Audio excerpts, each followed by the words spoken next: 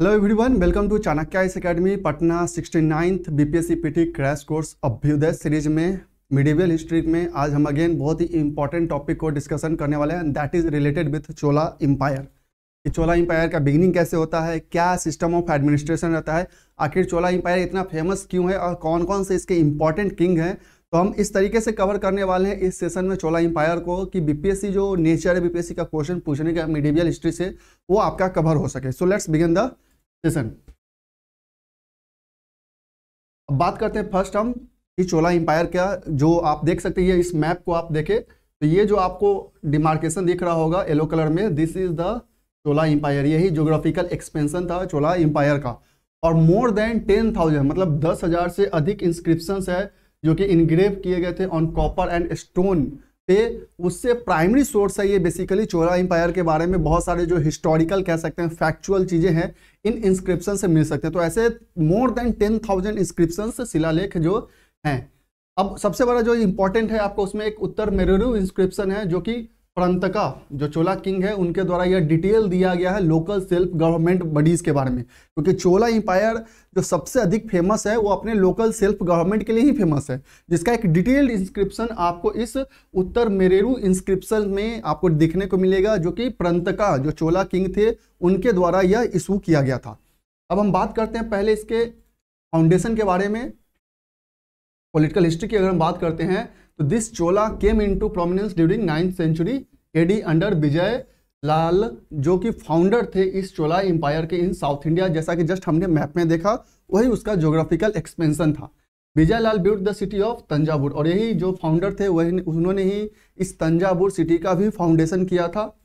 After that हम बात करें जो इंपॉर्टेंट किंग्स है इस चोला एम्पायर का, उसमें सबसे जो इंपॉर्टेंट पहले आते हैं that is Raj Raja one. He engaged in naval expedition and emerged victorious in west coast Sri Lanka, conquered the Maldives in Indian Ocean। ये स्पेशली जो चोला एम्पायर था अपने नेवल एक्सपेडिशन के लिए भी बहुत ज़्यादा फेमस हुआ था। जो नौसैनिक अभियान थे उसके थ्रू वह वेस्ट कोस्टर्न पे श्रीलंका को और मालदीव्स को भी राज राजा वन जो है वो कैप्चर कर लेते हैं और ये डिफीट करते हैं चेरा को इन द बैटल ऑफ कंदासूर सलाई। कि जो कंदासूर के सलाई का जो बेसिकली बैटल होता है इसमें चेर डायनेस्टी के रूलर्स को वो डिफीट कर देते हैं। एक constructed dam across Kaveri river, जो यह कावेरी रिवर अक्रॉस करता था चोला एम्पायर को, उस पर उन्होंने basically agriculture facilities local level पे प्रोवाइड करने के लिए डैम भी बनाया था ताकि जो वाटर डिस्ट्रीब्यूशन हो सके। He was devotee follower of Shaivism, कि वो बहुत बड़े सैविज्म के बहुत बड़े फॉलोअर थे। और he completed the construction of Raja Rajeshwar temple और Brihadeshwar temple at Tanjore in 1010 AD में। यही राज राजा वन जो है, चूंकि ये सैविज्म के बहुत बड़े फॉलोवर थे, सैवाइट थे ये, तो इन्होंने ये राज राजेश्वर टेम्पल जिसे फिर बृहदेश्वर टेम्पल भी कहा जाता है इसका फाउंडेशन किया था, जिसमें शिवा को मेन डाइटी के रूप में पूजा जाता था। आफ्टर दैट अगर हम बात करें कि राज राजा वन के बाद सबसे इंपॉर्टेंट जो रूलर है that is Rajendra Chola one.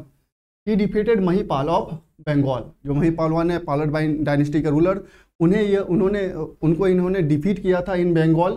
और इसे कॉमेमोरेट करने के लिए, इस विक्ट्री को कॉमेमोरेट करने के लिए, उत्सव को मनाने के लिए उत्सव के रूप में he founded the city of Gangai Konda Cholapuram and constructed famous Rajeshwaram temple in that city. और इसी सिटी में वो राजवेश्वरम टेम्पल का भी कंस्ट्रक्शन करते हैं। मतलब ये जो गंगई कोंडा चोलापुरम टेम्पल सिटी है इसका फाउंडेशन करते हैं अपनी विक्ट्री को सेलिब्रेट करने के लिए, जो वो महिपाल को हराते हैं इन बंगाल। और उसी सिटी में यह राजेश्वरम टेम्पल का फाउंडेशन किया जाता है।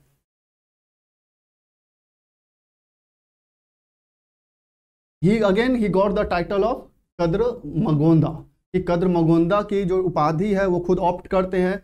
ही called the Bay of Bengal as Chola Mandalam, चूंकि अगर जस्ट मैंने आपको बताया कि अपने नौ अभ्यास के लिए भी, नेवल एक्सपेडिशन के लिए भी जाने जाते थे। तो चूंकि इन्होंने जो कह सकते हैं कि जो इंडियन ओशियन का जोन था या फिर बे ऑफ बंगाल का जो जोन था उसके आसपास के जो आइलैंड थे उसे भी कैप्चर कर लिया था, और इसीलिए उस बे ऑफ बंगाल को इन्होंने चोला मंडलम कहा।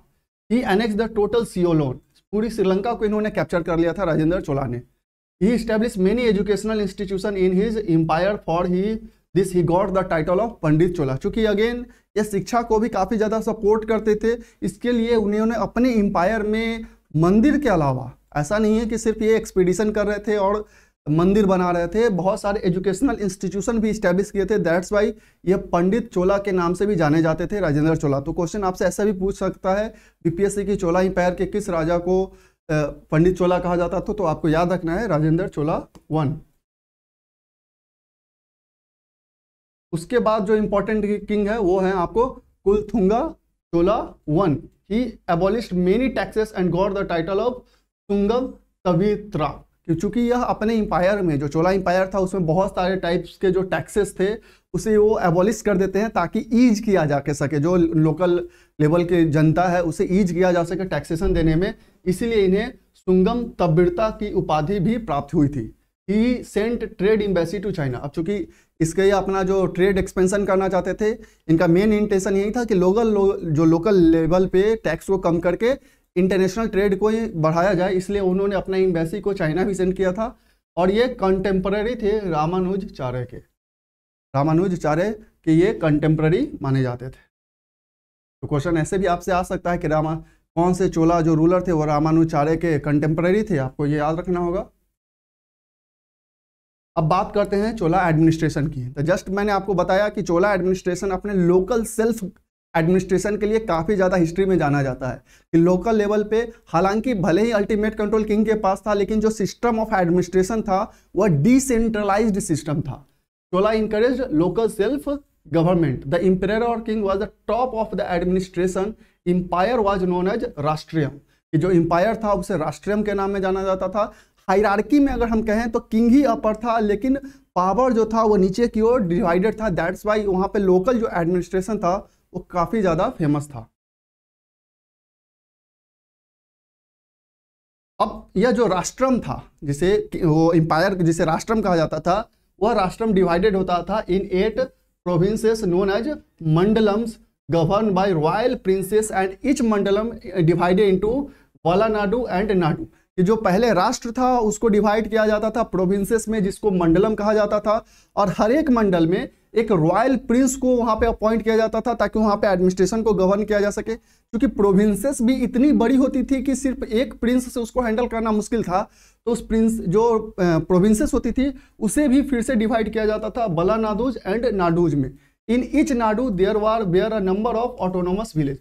और यहाँ पे जो प्रत्येक आपको भलानाडु या नाडु जिसे कहा जाता था उसमें भी बहुत सारे ऑटोनोमस विलेज थे जहाँ पे लोकल सेल्फ गवर्नमेंट को इनकरेज किया जाता था। Valanadu was under Periya Nattar and nadu was under Nattar. वहाँ पे बेसिकली एक एडमिनिस्ट्रेटर को अपॉइंट किया जाता था, जहाँ पे वलानाडु में पेरी नाटर होते थे और नाडु में नाटर के नाम से वो अपॉइंट किए जाते थे।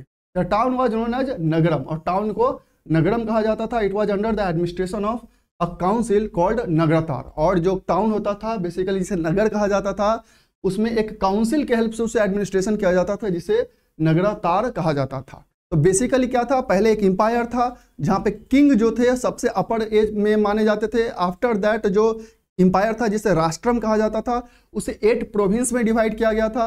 8 प्रोविंस में प्रिंसेस अपॉइंट होते थे, उन प्रोविंस को भी फिर से फर्दर डिवाइड होते थे वलानाडु और नाडु में। और वो नाडु और वलानाडु में फिर से जो ऑटोनोमस विलेज होते थे जहाँ पे लोकल सेल्फ गवर्नमेंट को इनकरेज किया जाता था।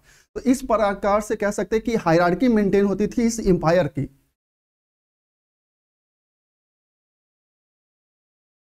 अब बात करते हैं मिलिट्री एडमिनिस्ट्रेशन की। तो चोला जो आर्मी था, जो कि जस्ट हमने देखा कि अपने नेवल एक्सपेडिशन के लिए वो काफ़ी ज़्यादा फेमस था पूरा वर्ल्ड ओवर में। Chola maintain a large army consisting of infantry, cavalry and elephants which we are called the 3 limbs of the army. और ये 3 इसके लिम्स थे जो आर्मी के माने जाते थे, और ये बहुत ही एडवांस टेक्निक्स का भी यूज करते थे during the warfare. Revenue administration की जस्ट हम बात करें, for the purpose of assessing tax Chola undertook extensive land survey and revenue settlement. कि पहले क्या करते थे, वो टैक्स इंपोज करने से पहले पूरे अपने इंपायर के जो भी प्रोविंसेस थे या मंडलम थे, इवन जो लोकल एरियाज थे, उसके लैंड को सर्वे किया जाता था और उसके फर्टिलिटी के बेसिस पे और लैंड का क्या साइज है उसके बेसिस पे वहाँ पे टैक्स को इंपोज किया जाता था। और जो डिपार्टमेंट लैंड रेवेन्यू को हैंडल करता था दैट इज कॉल्ड पुडुवारू तीन किलम। ये बेसिकली उसका कुछ नाम था, ये साउदर्न आपके नाम से पुडुवारू तीन ककलम के नाम से जाना जाता था।